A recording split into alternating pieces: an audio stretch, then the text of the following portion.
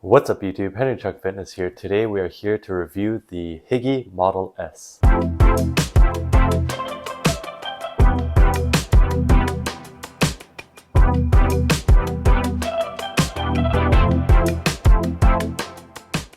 If you've seen my build videos, you've seen that I put the Higgy Model S together and I built it up from scratch.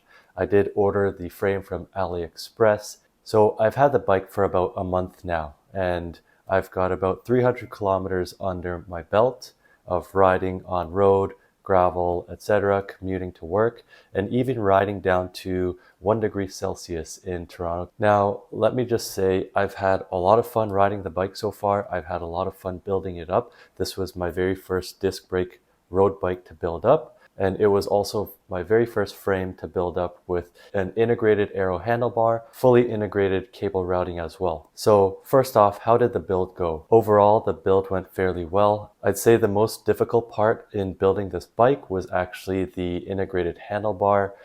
It being my very first integrated handlebar, it was quite difficult, but I was able to research on YouTube how to build it. So I routed the cable housings in the integrated handlebar. Now, I did find that there were some sharp edges on the entries and exits.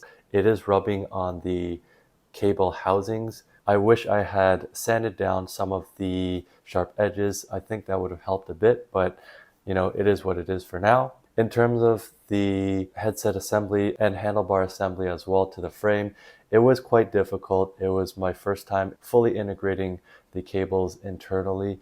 And so adding the foam as well, the insulating foam, so it doesn't vibrate and rattle inside the frame. That was also a challenge. The foam was getting caught on some of the sharp edges near the bottom bracket area. So there are some sharp edges inside the frame, and that's just one thing to watch out for. I'm hoping that it doesn't affect the integrity or the performance of the frame. And as you saw in my build video, I did forget to add the bearing when assembling the handlebar and cables.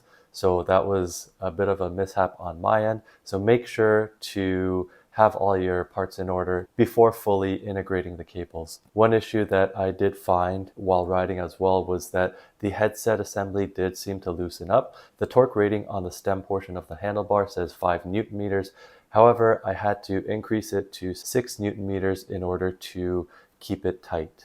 Now, I did find that the hardware on the stem portion of the handlebar, they seemed a bit tight in terms of the hex key fitting in there. So I'm not sure if they're using a slightly different non-standard set, but I did find a bit of an issue with my hex keys fitting in the hardware for the stem bolts. In terms of the bottom bracket assembly, there's no issues assembling the bottom bracket, so we're good there. And in terms of the seat posts, some people have said their seat posts have been slipping. However, I haven't seen this. I've applied a considerable amount of carbon paste all around the seat post as well as the seat post clamp, and that seems to be holding with the rated 5 Newton meters. So overall, the build went fairly well, as you saw in my build videos. Now let's get to the ride. How does it feel? I feel like the Model S feels quite fast. Now, I'm comparing to, let's say, the Trifox X16,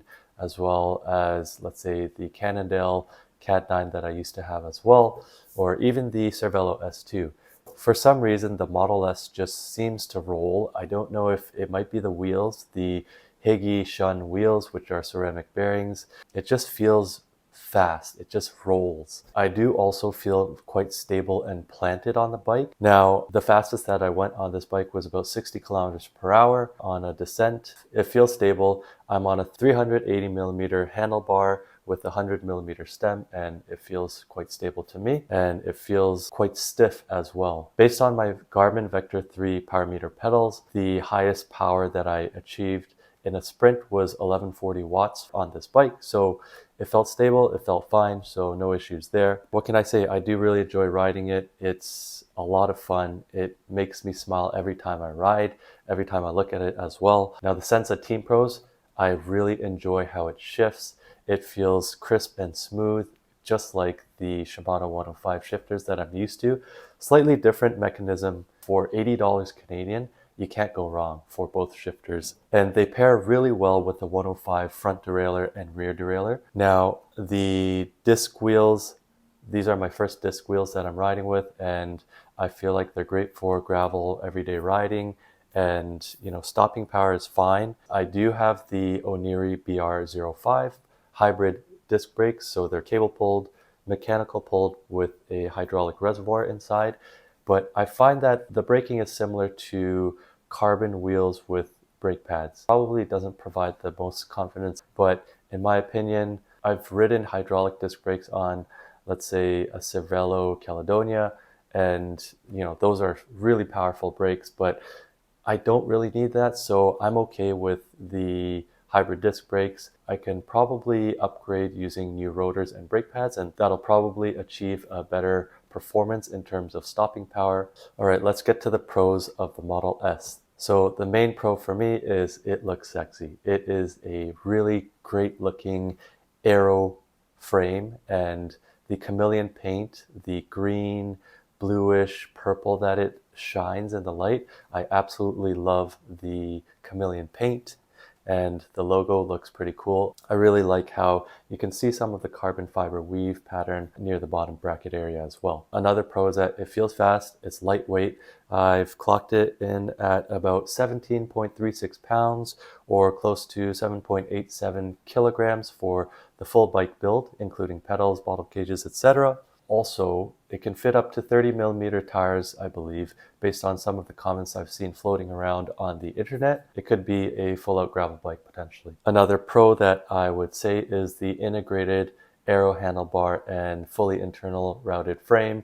It is a challenge to assemble, but once it's all together, it looks so clean and crisp. And as my last pro, you get quite a lot of bike and parts for what you're paying for. So I paid close to $1,500 Canadian on AliExpress about 2 months ago for the frame, the fork, the seat post, the handlebar, and all of the parts for the out front mount for Garmin cycling computer plus GoPro, etc. So you're getting quite a lot. Now, in terms of the cons, as I mentioned, for the bike build, some of the sharp edges on the handlebar where the cable housing enters and exits, along with the sharp edges of carbon inside the frame where the bottom bracket resides. I don't know if it'll affect the performance of the bike, but while building it, I found that those were a bit of an issue. In terms of the headset assembly and spacers as well, because they're plastic, I find that you won't get as much compression compared to,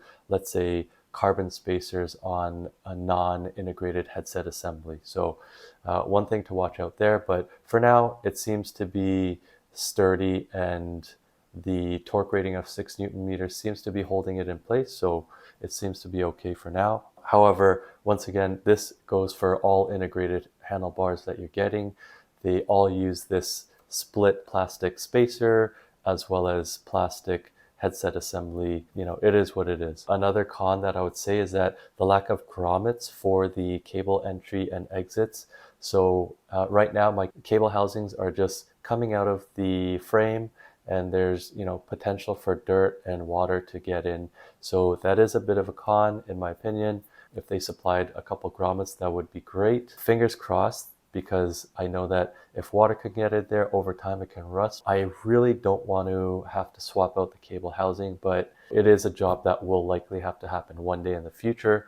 Hopefully not too soon. And for the last con, the seat post seems quite thin. I don't know if that'll have an effect. We'll see over time how that fares.